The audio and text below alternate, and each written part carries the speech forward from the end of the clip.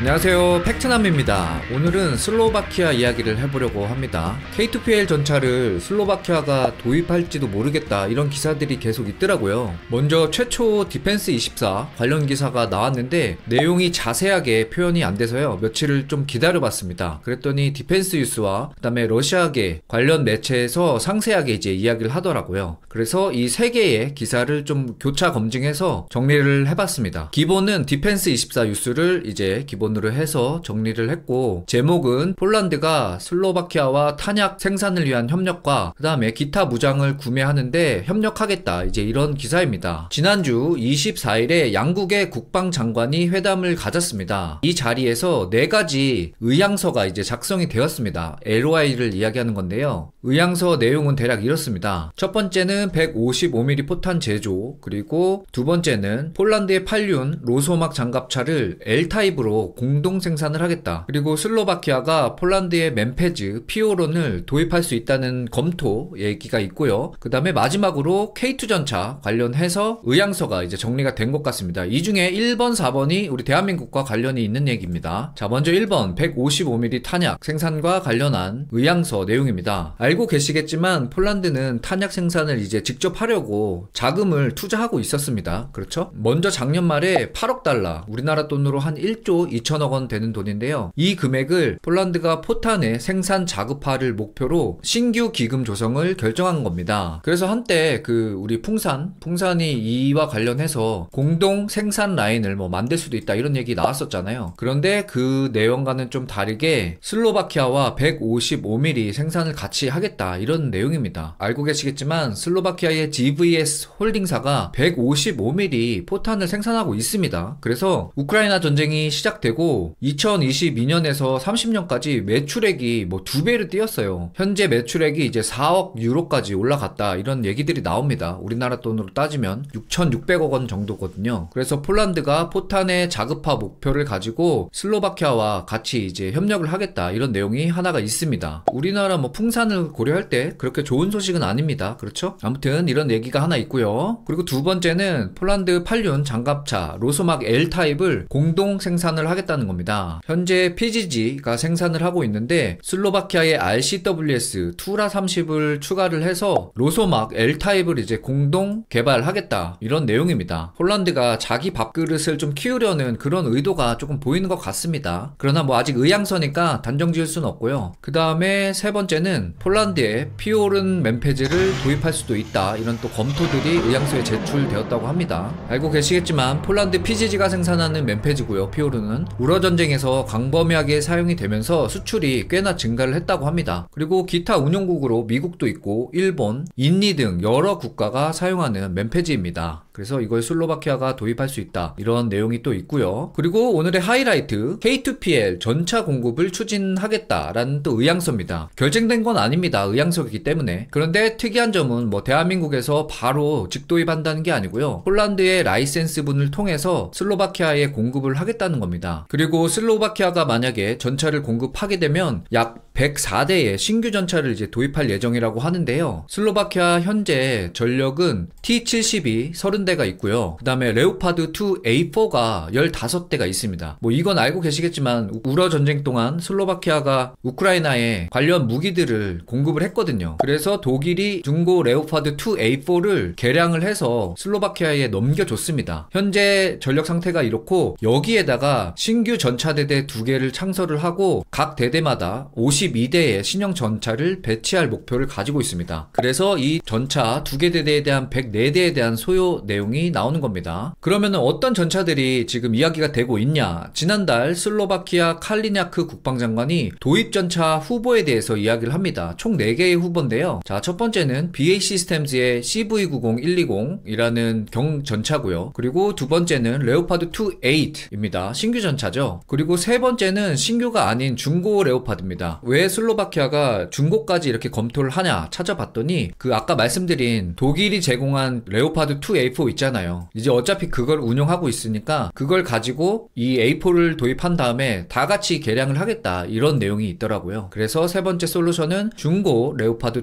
A4 이야기고요. 네 번째가 이제 현대로템의 K2 전차입니다. 그러나 말씀드린 대로 대한민국 현대로템을 통해서 바로 도입한다는 건 아니고 폴란드의 라이센스 생산 계약을 통한 물량을 이제 슬로바키아에 공급을 하겠다라는 내용입니다. 별로 기분 안 좋습니다. 155mm 포탄도 자기네들끼리 만들고 K2 전차도 자기네 이제 라이센스를 통해서 공급한다고 하니까요. 그쵸? 그래서 이와 관련해서 좀 제 생각을 말씀드리면요. K2 전차를 운영하는 국가가 늘어나면 뭐 좋죠. 대한민국 입장에서는요. 그쵸? 라이센스라도 뭐 라이센스 비용도 받을 수 있고요. 그러나 이제 좀 제가 생각하는 걱정은요. 지금 폴란드를 통해서 공급한다고 하잖아요. 자, 이렇게 되면 무슨 문제가 생기죠? 예, 맞습니다. 가격. 지금 그 PGG가 너무 높은 가격을 요구해서 폴란드 국방부가 지금 애를 먹고 있고 그런 공급 계약들이 다소 늦어진다, 이런 소식 제가 전해 드렸잖아요. 그래서 직공급하는 것보다는 당연히 슬로바키아가 받아가는 가격은 많이 오를 거고요. 뭐 2배까지도 이야기를 합니다. 말도 안 되죠, 이건. 그리고 두 번째는 공급 속도입니다. 현대로템을 통해서 바로 직도입을 하게 되면 우리의 장점, 신속 배달이잖아요. 그죠? 그런데 지금 폴란드가 자기네들도 생산시설에 문제가 있어서 일부 전차들 막 축소하고 다른 생산 라인에도 영향을 미치는 이런 얘기들이 계속 나왔습니다. 그쵸? 그런데도 실력이 안 되는데 이 슬로바키아의 K2PL 라이센스 버전을 공급하겠다는 내용입니다. 자, 이렇게 따져보면 K2 전차의 강점이라 할 수 있는 뭐 어느 정도의 가격과 그리고 빠른 공급인데 이 두 개를 잃어버리면 결국 레오파드에 좋은 일만 시켜주는 게 아닐까 생각을 합니다. 그리고 이렇게 뭐 높은 가격 그리고 느린 공급 속도로 오히려 우리가 잘 해오던 그런 명성에 흠이 되지 않을까, 그 때문에 나쁜 인식이 생기지 않을까 저는 좀 걱정이 됩니다. 일부 이제 이런 의견도 있어요. 야, 우리 뭐 로얄티나 받고 힘들지 않게 벌면 되지 않겠냐. 근데 저는 이 의견에 완전 반대를 합니다. 왜냐하면 일정 비용들이 꾸준히 들어오고 그렇게 되면은 안주를 하게 되거든요, 기업들이. 그리고 두 번째는 생산 라인을 유지해 놔야지 생산 인력과 연구 인력을 또 유지할 수 있습니다. 그래야지 다음 버전의 전차들도 무리 없이 개발할 수 있고요. 이런 교훈을 우리가 어디서 얻었냐면 얼마 전에 영국의 GCAP 국방위원회 보고서에서도 내용이 나왔습니다. 영국이 GCAP을 성공시키기 위한 필수 요건 중에 하나가 바로 연구 인력과 생산 인력을 유지하는 거였습니다. 그래서 이런 내용에서 살펴볼 때 대한민국도 쉽게 돈 벌면 좋습니다. 그러나 미래를 위해서 연구 인력, 생산 인력을 확보하려면 생산은 꾸준히 유지하는 방향으로 정책을 정하는 게 좋다라고 이제 생각을 합니다. 그리고 마지막으로 155mm 탄약도 지금 얘기하고 있잖아요. 이게 원래 작년에는 막 이런 얘기들이 있었거든요.